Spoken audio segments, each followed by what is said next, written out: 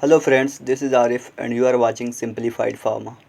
तो फ्रेंड्स, आज हम लोग स्टार्ट करने वाले हैं माइक्रोबायोलॉजी, जो बी फार्मेसी के थर्ड सेमेस्टर का सिलेबस है। स्टार्ट करने से पहले टॉपिक हम लोग बात करते हैं माइक्रोबायोलॉजी क्यों हम लोग पढ़ते हैं। माइक्रोबायोलॉजी हम लोग के सिलेबस में है और ये जी पैट का भी सिलेबस में है, जिसमें एक माइनर सब्जेक्ट है माइक्रोबायोलॉजी। माइनर सब्जेक्ट ज़्यादा इंपॉर्टेंट नहीं है, लेकिन अगर मार्क्स से स्कोर करना है, अच्छे मार्क्स लाना है, तो ये माइनर सब्जेक्ट्स बहुत काम आते हैं। तो लेट्स स्टार्ट। तो आज हम लोग जो टॉपिक्स कवर करने वाले हैं वो है फर्स्ट इंट्रोडक्शन, उसके बाद है हिस्ट्री, उसके बाद है ब्रांचेज, उसके बाद है स्कोप एंड इट्स इम्पॉर्टेंट। यानी माइक्रोबायोलॉजी के इंट्रोडक्शन, हिस्ट्री, ब्रांचेज और स्कोप और इसके जितने भी महत्वपूर्ण पॉइंट्स है और चीज़ें हैं वो उसका हम जिक्र करेंगे। ओके, तो बात करते हैं इंट्रोडक्शन की। Introduction of microbiology. What is microbiology? Microbiology, the word microbiology was derived from Greek micros means small and bios which means life। ये जो माइक्रोबायोलॉजी वर्ड है वो ग्रीक लैंग्वेज से बना है। माइक्रोज मीन्स स्मॉल यानी छोटा होता है और बायोस मीन्स लाइफ यानी ज़िंदगी होती है। माइक्रोबायोलॉजी में पढ़ेंगे लोग माइक्रोब्स के बारे में, यानी छोटी छोटी चीज़ों के बारे में। It is the branch of science that concerned primarily with the biology of microorganisms and their effects on the living organisms। क्या कह रहा है कि ये साइंस का वह ब्रांच है जो प्राइमरली माइक्रो ऑर्गेनिज्म के बायोलॉजी के बारे में कंसर्न करता है और माइक्रोब्स का क्या इफेक्ट है लिविंग ऑर्गेनिज्म पे, यानी ह्यूमन बींग्स पे और एनिमल्स पे। एग्जाम्पल में है bacteria, protozoa, algae, fungi, viruses etcetera. और माइक्रोबायोलॉजी को मेनली 2 टाइप्स में क्लासिफाइड किया गया है, प्योर और अप्लाइड माइक्रोबायोलॉजी। इसको हम लेटर ब्रांचेज में इसका जिक्र करेंगे। अब बात करते हैं हिस्ट्री ऑफ माइक्रोबायोलॉजी। हम लोग यहाँ सिर्फ इम्पॉर्टेंट पॉइंट कवर कर रहे हैं जो बहुत ज़्यादा इम्पॉर्टेंट है।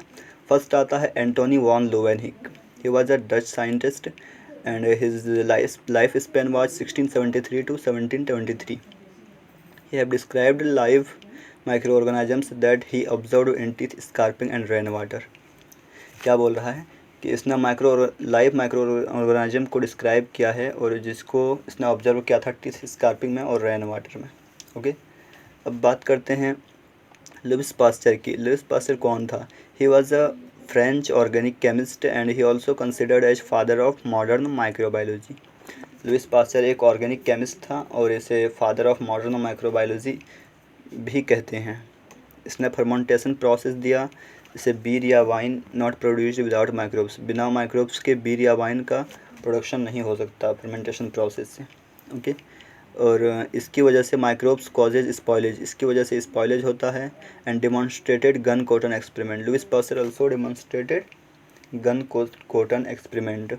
गन कॉटन एक्सपेरिमेंट का जिक्र हम लोग बाद में करेंगे इसका डिटेल में। अब बात करते हैं लुइस पास्चर के नेक्स्ट पॉइंट की कि perform swan neck flask experiment in 1861। इसने 1861 में स्वान नेक फ्लास्क एक्सपेरिमेंट किया था स्पॉन्टेनियस जनरेशन थ्योरी को डिस्प्रूव करने के लिए। So he disproved that theory. Swan neck flask experiment क्या है, यहाँ हम लोग जो फिगर में देख रहे हैं कि फर्स्ट स्टेप में ये बॉयल किया हुआ है स्वान नेक फ्लास्क में।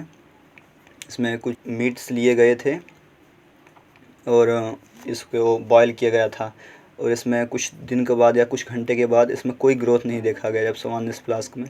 लेकिन in the second step you can see that जो बॉयल्ड मीट है उसका स्वाननेस फ्लास्क का जो नेक है उससे ब्रेक किया गया है। कुछ दिन के बाद इसमें देखा गया कि माइक्रोबियल ग्रोथ देखा गया है, यानी माइक्रोब्स का जन्म हुआ है। तो इसने बताया है कि कोई भी चीज़ स्पॉन्टेनियसली प्रोड्यूस नहीं होता है। Okay, and second point is different places और different counts of microbes. Different places में डिफरेंट अमाउंट ऑफ माइक्रोब्स और डिफरेंट माइक्रोब्स रहते हैं। और he also developed pasteurization process, जैसे मिल्क जिसके प्रोडक्शन होता है और किसी भी बैक्टीरिया फंगी को मारने के लिए पास्चराइजेशन किया जाता है मिल्क को। ओके, ही ऑल्सो डेवलप्ड एंथ्रेक्स, यानी रेबीज का जो वैक्सीन है वो इसी ने डेवलप किया था, इसने लुइस पास्चर ने।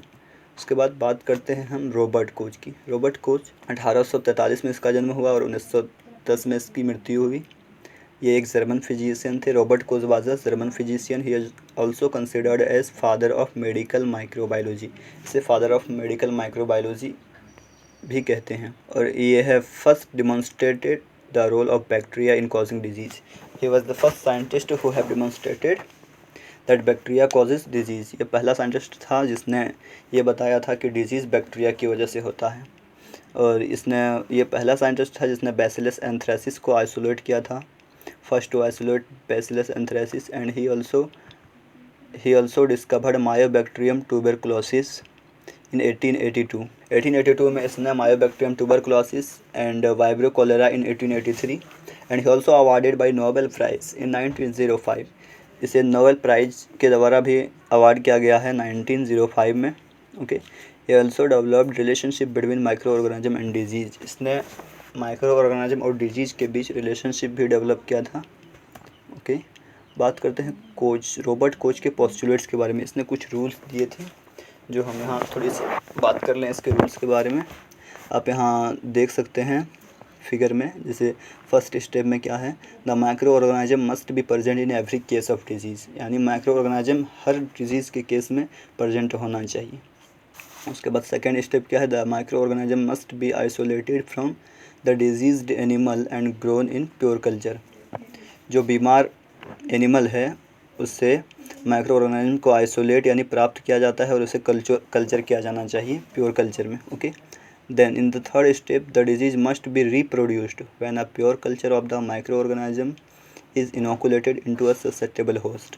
थर्ड स्टेप क्या बोल रहा है कि अगर हम इसमें माइस में इंजेक्ट करेंगे वही माइक्रो ऑर्गेनिज्म, तो उसमें भी डिजीज़ प्रोड्यूस होना चाहिए। ओके, फोर्थ स्टेप में है, the same microorganism must be isolated from the experimentally infected host. Fourth step में क्या है कि माइक्रो ऑर्गेनिज्म डिसोलेटेड यानी फिर से निकाला जाना चाहिए उसी माइस से जो मर गया है किए थे माइक्रो ऑर्गेनिज्म, और उसे फिर से कल्चर करके एक बार मिलाया जाए। ओके, अब बात करते हैं द पॉल एनरिच की। पॉल एनरिच एक साइंटिस्ट था जिसने आर्सेनिक कंपाउंड को डिस्कवर किया था। He discovered synthetic arsenic compound that is called Salvarsan, effective against syphilis also called magic bullet in 1880। इसने डिस्कवर किया था सिंथेटिक आर्सेनिक कंपाउंड जो सिफिलिस के अगेंस्ट बहुत इफेक्टिव था, और इसे 1880 में मैजिक बुलेट भी कहा जाता था। ओके, तो हम लोग इतना ही साइंटिस्ट जो ज़्यादा इंपॉर्टेंट थे उसे ही कवर किया गया। Although there are many scientists who have proposed different theories and they have different postulates. Okay, अब हम बात करेंगे ब्रांचेज ऑफ माइक्रोबायोलॉजी। इसके क्या क्या ब्रांचेज हैं। ओके, इसको दो वे में बांटा गया है, on the basis of application and on the basis of taxonomical classification.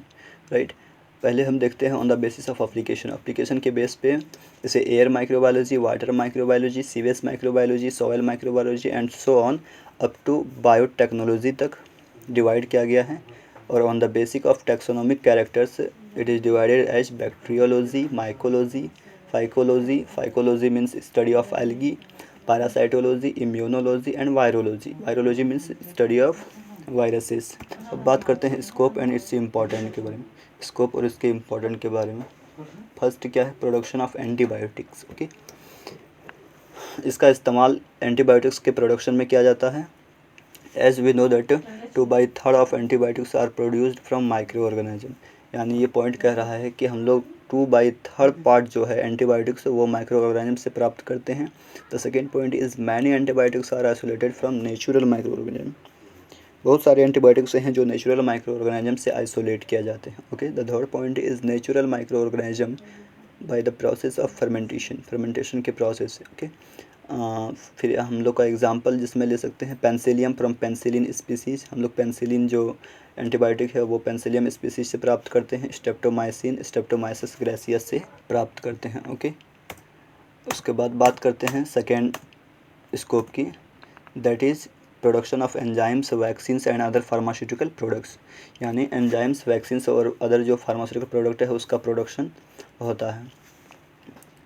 इसमें इसका जो पॉइंट है वह है कि microbial cells produce intracellular and extracellular enzymes and these enzyme are important for success of pharmaceutical fermentation process, यानी microbial cells जो हैं वो इंट्रासेलुलर और एक्स्ट्रासेलुलर एंजाइम को प्रोड्यूस करते हैं जो इंपॉर्टेंट है फार्मास्यूटिकल फर्मेंटेशन के लिए। For example amylase, protease, lipase, all those enzymes are produced by microbial cells. Okay, और third scope is diagnosis of disease and treatment. हम लोग उसका इस्तेमाल टेस्ट और ट्रीटमेंट के लिए करते हैं। Diagnosis means test, okay.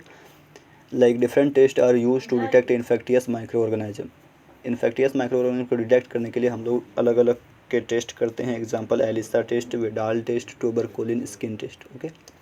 और fourth scope is treatment of industrial waste product.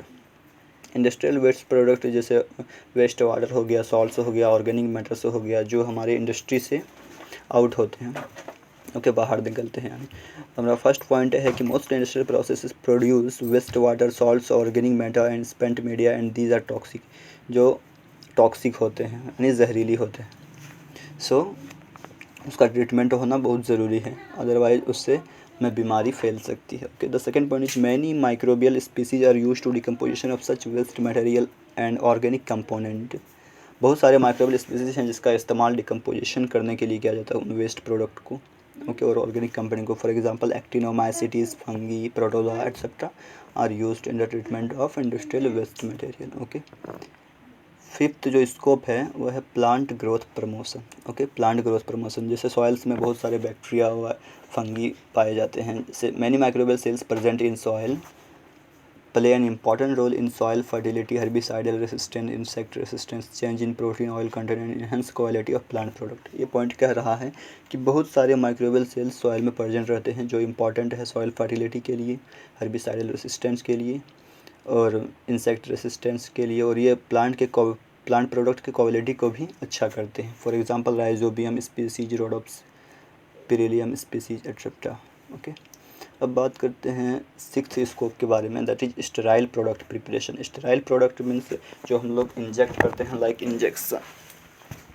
Injection जो हम लोग डायरेक्ट ब्लड स्ट्रीम में इंजेक्ट करते हैं या फिर डायरेक्टली टिश्यू में इंजेक्ट करते हैं या फिर मसल में। पॉइंट है कि pharmaceutical microbiology play a major role in preparation of sterile product, यानी फार्मास्यूटिकल जो माइक्रोबायोलॉजी है वो एक मेजर रोल प्ले करता है स्टेराइल प्रोडक्ट प्रिपरेशन में, ओके।